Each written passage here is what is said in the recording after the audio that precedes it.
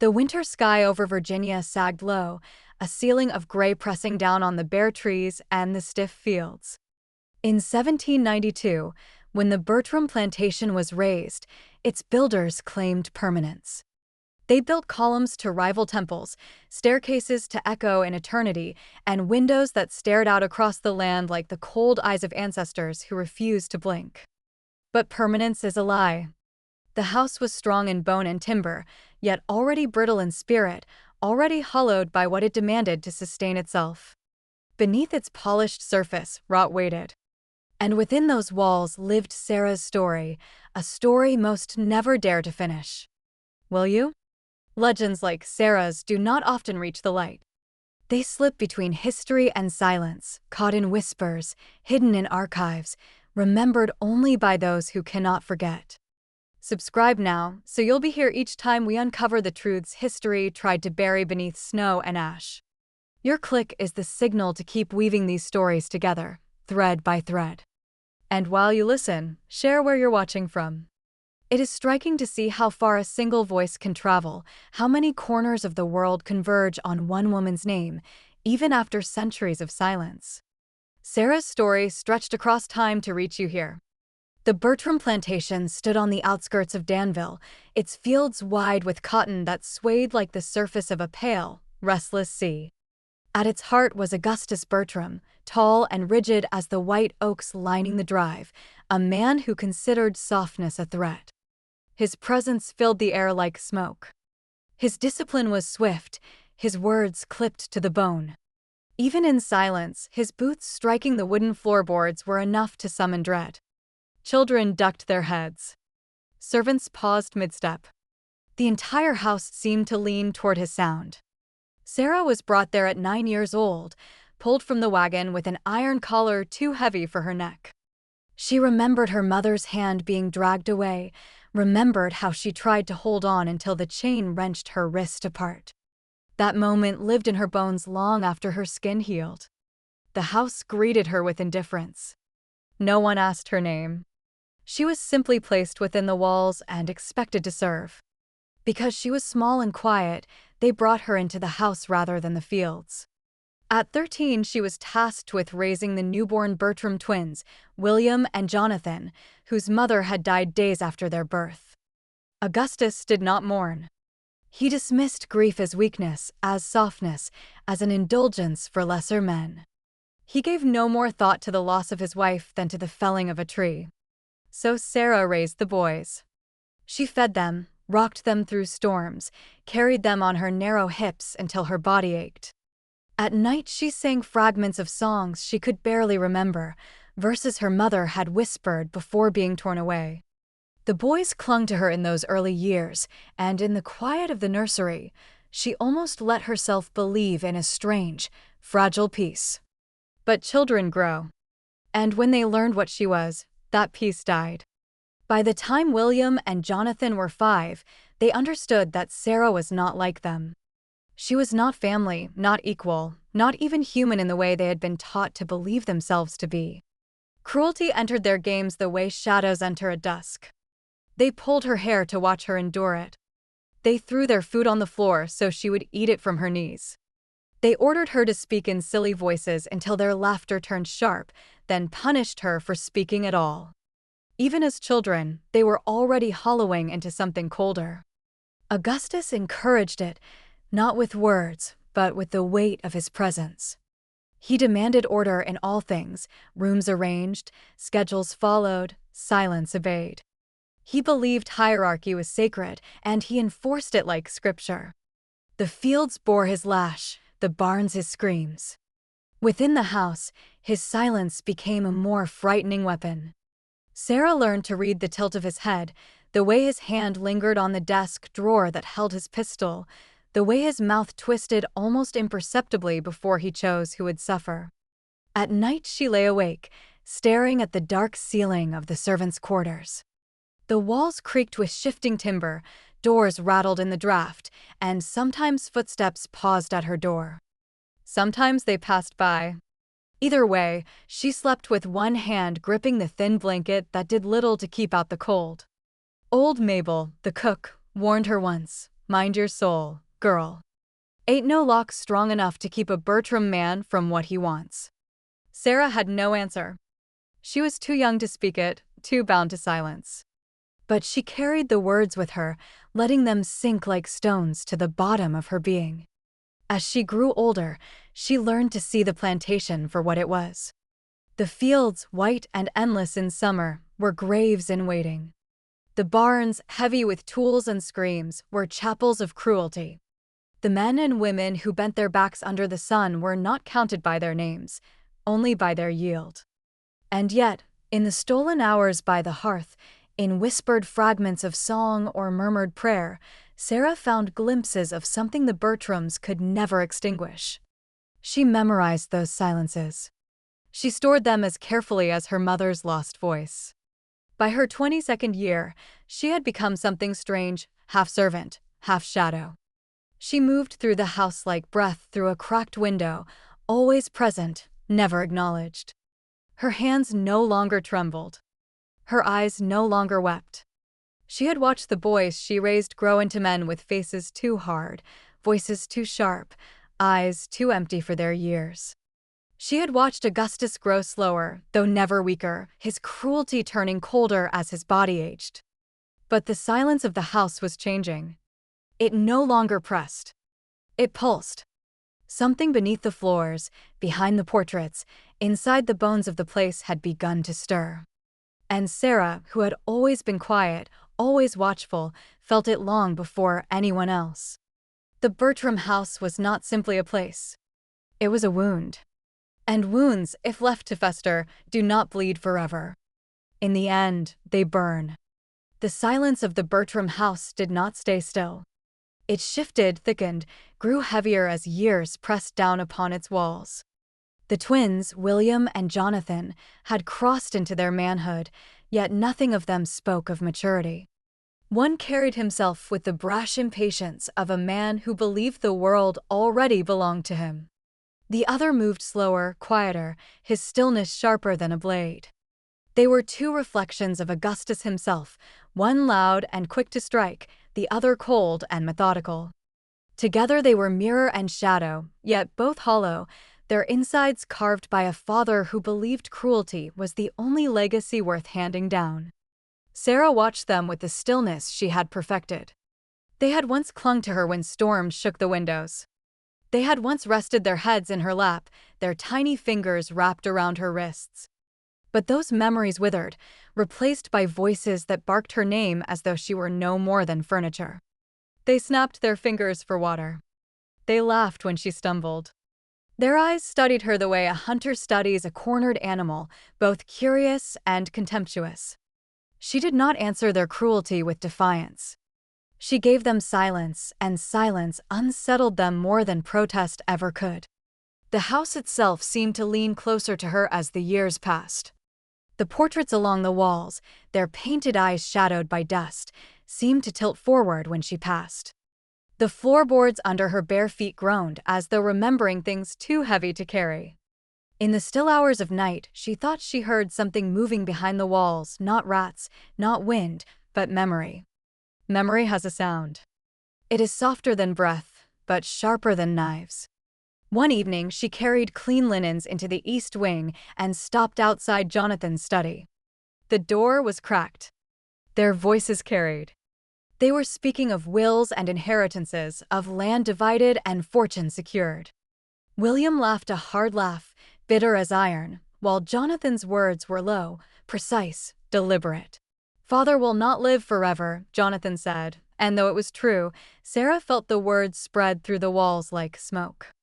She clutched the folded cloth tighter, her knuckles pale, but made no sound. Later, in the servants' quarters, old Mabel studied her in the firelight. The old woman's voice trembled, though not from fear. "You look through people now, girl, like you're seeing something beyond us." Sarah did not deny it. She only whispered, "I see them clearer." And Mabel, who had lived long enough to know when silence carried more than speech, said nothing more. Augustus himself had grown slower. His hand, once steady with pistol and quill, trembled faintly when he thought no one watched. Yet his tongue had lost none of its venom. He no longer came to Sarah's room, but his presence still poisoned every hallway. Fear lingered around him not because of what he did, but because of what he had already taught his sons to enjoy. His silence was inheritance. His cruelty was scripture. The breaking came not in thunder, but in whispers. One night, Mabel pulled Sarah aside, her old eyes glistening. "He's your father, Sarah. You knew it. You just didn't want the words." Sarah did not flinch. She nodded once, as though confirming something already written in her bones. She had always known it in the way Augustus's gaze lingered too long, in the way her skin bore marks the others did not. The twins she had raised, fed, carried, and comforted, those boys were her brothers. By blood, by silence, by shame. The truth did not free her. It bound her tighter. Blood is a chain heavier than iron. Yet something shifted in her that night. Not hope. Hope was a language she no longer remembered, but clarity. She understood then that nothing in that house had ever been born of love. Every wall, every portrait, every breath carried only possession, only legacy, only hunger. After that, she began to whisper her mother's name to herself in the darkness, the name no one in the Bertram house had ever spoken. The syllables felt strange on her tongue, but they tasted like something she had lost: soil, fire, and memory all at once. The silence she had carried so long no longer felt like survival. It felt like waiting.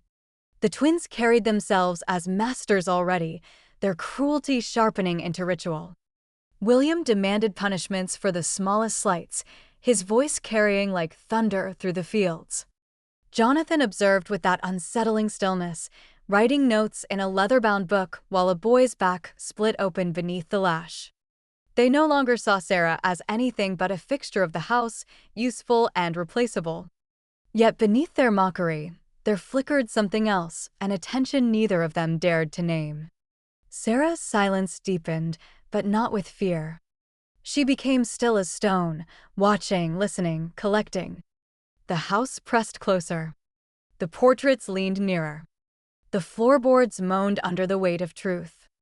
And inside her, something began to move, something quiet and deliberate, something waiting for the moment when silence would break and fire would speak. By the winter of 1847, the Bertram twins were no longer children. They carried themselves with the arrogance of men who had inherited power before earning it, and their cruelty had sharpened into something precise. William, broad-shouldered and restless, demanded obedience in loud, barking orders, as though each command proved his right to rule. Jonathan, more restrained, watched from the corners of rooms with a gaze that unnerved even those who thought themselves safe. Where William struck openly, Jonathan cut with silence, his words arriving late, soft, but edged like glass. Together they stalked the house like predators circling a cage, each feeding the other's darkness. Sarah moved among them as if invisible, but she was no longer the same girl who had once soothed them with songs. She had grown into quiet steel, carrying the weight of truths she could not speak. Each step she took through the halls was measured, her face unreadable, her body bent to the duties expected of her. But behind her silence lived memory. She had seen William's hand lift the lash until his arm shook with exhaustion. She had watched Jonathan's pen scratch lines into his small black book as if cruelty were something to be catalogued, not condemned. She had felt Augustus's shadow stretch over her like the last light before night. The silence in the house was changing again. It no longer pressed down from above like a heavy ceiling. It pulsed from within, as though the walls themselves were trying to breathe. Sarah felt it in the cold air that lingered even when fires burned. She felt it in the floorboards that gave sudden groans, in the portraits that seemed to lean forward when no one looked. She felt it most in herself, where the silence she had carried since childhood was beginning to twist into something new, something alive. One evening, Sarah was called to serve during a gathering. Guests filled the long table with laughter that sounded forced, clinking glasses that only masked the tension. William drank heavily, his temper rising with each cup. Jonathan sat beside him, speaking little, eyes half-lidded, observing everything. Augustus loomed at the head, his presence commanding even as his body betrayed tremors in his hand. Sarah moved between them, carrying platters, pouring wine, silent as ever. Yet in her stillness, she felt the weight of their stares. Not of gratitude, not even of command, but of attention. It was a recognition unspoken, as if the family sensed she was not entirely theirs to control. That night, when the house was quiet again, old Mabel found Sarah alone in the kitchen. The firelight flickered across her face, revealing nothing. Mabel's voice was low, trembling with the burden of words too heavy to say. "He's your father." "You knew it." Sarah nodded once, no surprise in her eyes. She had always known. She had known it in the way Augustus's gaze lingered, in the bruises she bore in silence, in the way the twins' eyes mirrored her own more closely than they realized. The truth was not liberation. It was a chain. William and Jonathan were her brothers. By blood. By silence. By shame. It was a revelation that both bound her and freed something within her. She had no illusions left about love, family, or belonging. What tied her to that house was not affection but possession, and possession is the cruelest form of bondage. After that night, Sarah began to whisper her true name to herself in the dark, the name her mother had once called her. No one in the house had ever spoken it, and yet it lingered in her like an ember waiting for breath. Speaking it aloud did not restore hope. Hope was a language she no longer remembered, but it brought clarity. She belonged not to Augustus, nor to the boys she had raised. She belonged to silence, and silence was no longer enough. The cruelty of the Bertrams deepened as winter stretched on. A boy named Elias was caught stealing molasses, a small act born of hunger. William demanded punishment. The lash fell 37 times, each strike tearing the night open. Jonathan stood nearby, his pen moving steadily across the page of his book, recording details while the boy's back split open in ribbons of red. Sarah stood among the servants, her face still, her body rigid, her eyes fixed on something beyond the walls. She did not weep. She did not speak. She only watched. The house grew quieter after that. Even the birds seemed to avoid its eaves. Guests came less often, and those who did left quickly, unsettled by the heaviness that lingered within its halls. Sarah moved through the silence as if she were part of it, carrying water, folding linens, stoking fires. But something had shifted. Her silence was no longer submission. It was gathering weight like clouds before a storm. In the east wing, where light struggled to reach, Sarah once paused before a cracked mirror. For a moment she saw not her reflection, but something deeper, a shadow that seemed to stand behind her, its eyes gleaming like coals. She blinked, and it was gone, but the feeling remained. The house was no longer just walls and wood. It was a wound alive, waiting. And deep within, Sarah felt the first stirrings of an answer. She understood now that silence was not meant to last forever. It was meant to break. And when it broke, it would not shatter quietly. It would burn. The cold of December clung to the Bertram estate like a second skin. Frost etched the windows, and the air inside the house was sharp enough to sting the lungs. Yet within those walls, preparations for Christmas carried on as if ritual could hold back decay. Servants scrubbed floors until the wood splintered, polished silver until their hands ached, pressed linens that would soon be stained again. Laughter, forced and brittle, echoed in the grand dining room as guests arrived, cloaks heavy with snow. Carriages lined the drive like shadows, horses steaming in the frozen air.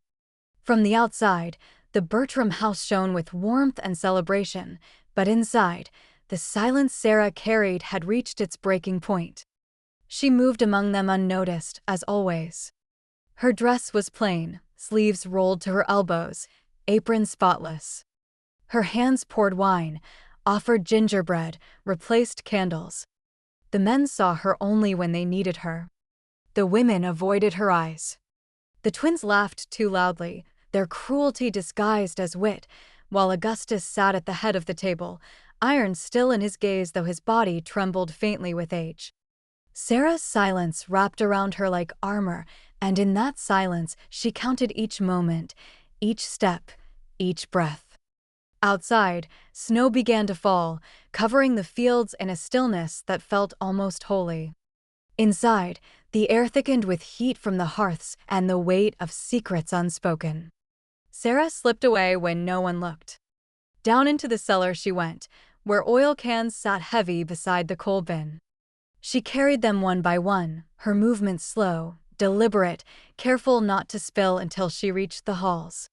She spread the oil along the floors, brushed it over the wood of the stair rails, rubbed it into the carved panels of the walls.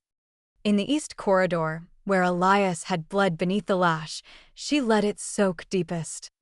Each motion was ritual, her hands steady as if she had rehearsed this moment all her life. In the drawing room, she placed 3 dolls upon the mantel. One with red thread for hair, one with a ribbon at the neck, one faceless. Beneath them she laid a line of salt. They watched as she lit new candles, flame after flame, until the house shimmered in a glow that looked more like judgment than joy. The dolls faced outward like witnesses, the salt beneath them a line between memory and fire.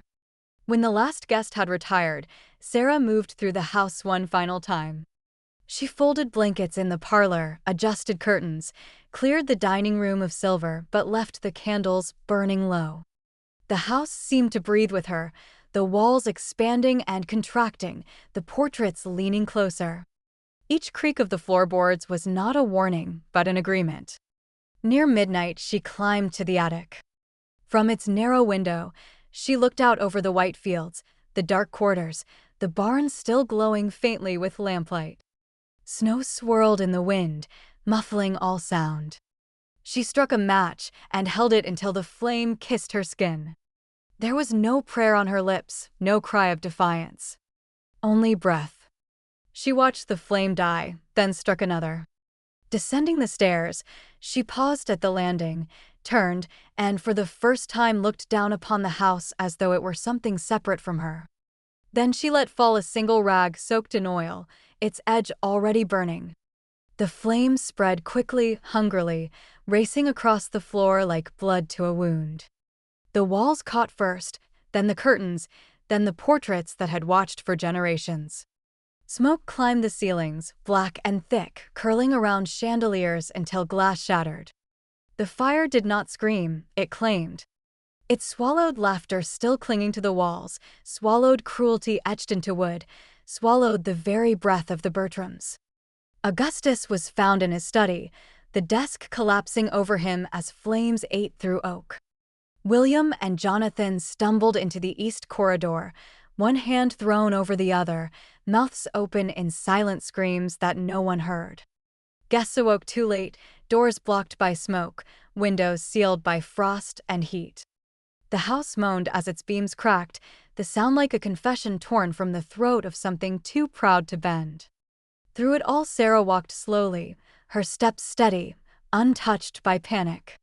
She passed the twins' doors, past the chamber of the master, past the rooms where screams now filled the air. Her face was calm, her silence complete. The fire roared behind her, ceilings collapsing, the house surrendering at last. By the time the glow reached the horizon, too late for the town to respond, the Bertram estate was already ash. Snow fell harder, blanketing the ruin in white, the smoke rising against the dark sky like a final hymn. Sarah did not run. She did not hide. At dawn she was found seated beside the well, her hands blackened, her dress smudged with soot. Her eyes were steady, watching the smoke drift upward as though measuring how far a soul must travel before it is beyond reach. The dawn that followed the fire was gray and bitter, the smoke still curling upward like a black vein against the pale winter sky. Where once stood white columns and polished floors, there remained only skeletal beams jutting from ash, and the faint hiss of embers as snow fell over ruin. The Bertram estate, proud and cruel, had been reduced to a graveyard of timber and stone in one night. The fields lay still, hushed not only by frost, but by a silence that seemed to carry memory in it, a silence that could not be shaken even by the cries of those who arrived too late. Sarah was found near the well, her hands blackened, her dress singed, her face shadowed with soot. She did not hide. She did not run. She sat as though waiting, her gaze steady on the smoke rising from the earth. When the sheriff approached, she did not resist. She stood, her back straight, and allowed chains to be placed around her wrists as though they were no heavier than cloth. The people who gathered spoke in whispers. Some called her mad. Others called her monstrous. Yet there were those quiet, careful, who said nothing at all, their silence louder than words.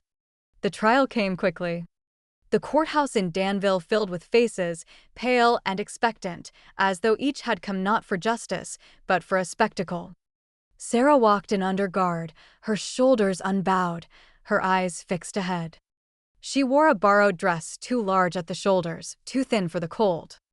Her hair was singed, her skin marked, but she carried herself with a composure that unsettled the crowd. She did not tremble. She did not plead. She looked upon the judge and, through him, as if his authority could not reach the place where she now stood inside herself. The remains of the Bertrams had been gathered from the ashes, Augustus curled over his desk, the twins together in a hallway blackened by flame, their mouths open in a scream the fire had silenced. Guests were found in spare chambers, their names whispered only to be added to ledgers of death. The evidence was fire, but fire leaves no clear fingerprints, only destruction. Still, no one doubted. No one questioned. They saw Sarah by the well, ash in her hair, the house gone behind her. That was enough. When asked if she had anything to say, she spoke only once. Her voice was low, calm, carrying across the room with the clarity of ice breaking on water. "It was a clean Christmas," she said. The words rippled through the crowd, leaving unease in their wake. No plea, no denial. Only a sentence that felt less like confession and more like judgment. The judge struck his gavel twice and gave her death hanging, swift and without appeal. The decision pleased some, disturbed others, but none dared speak against it aloud. She was taken to the jail to await execution. Days passed. Snow thickened. The town buzzed with whispers. Some said she prayed each night. Others swore she spoke names in the dark, names no one recognized, names that belonged not to the living but to the dead. The guards avoided her cell. They said her silence weighed too heavily in the air, pressing against their ribs. On the night of February 3rd, a fire broke out in the stable beside the jail. Amid the chaos, the cell door was discovered unlocked, the keys missing, the straw bed empty. Sarah was gone. No footprints in the snow. No trail in the woods. No body in the river, though some insisted she had drowned herself. Others claimed she had fled west disguised as a boy. But among the enslaved and the newly freed, a different story spread, that Sarah had not left at all, that she had become part of the land itself. Children spoke of seeing her during heavy snows, a woman in scorched clothes standing at the edge of town, her eyes like mirrors. Farmhands swore the ground at the ruins of the Bertram estate never thawed, even in spring, and nothing would grow there. The well, once the house's lifeline, was covered with planks and nailed shut with rusted iron spikes. No one dared draw water from it again. In time, her story slipped into legend. Preachers warned of sin with her name on their tongues. Old women whispered of her when fires burned too brightly on winter nights. Some said she was vengeance, others called her cursed. But among those who had known silence too long, she was remembered as something else entirely. Not a monster, not a martyr, but a reckoning with a face. A woman who carried silence until it became unbearable, and when it broke, it burned away everything that had chained her. The Bertram name faded into ash. The estate collapsed into ruin, swallowed by vines and frost. But Sarah remained, not in the flesh, not in the records, but in the air itself, an echo of silence that had once turned into fire. And whenever the snow falls heavy in Virginia, The old ones say you can hear her in the hush, not speaking, not pleading, only watching, as if to remind the living that silence is not endless. Silence waits, and when it breaks, it does not whisper. It consumes.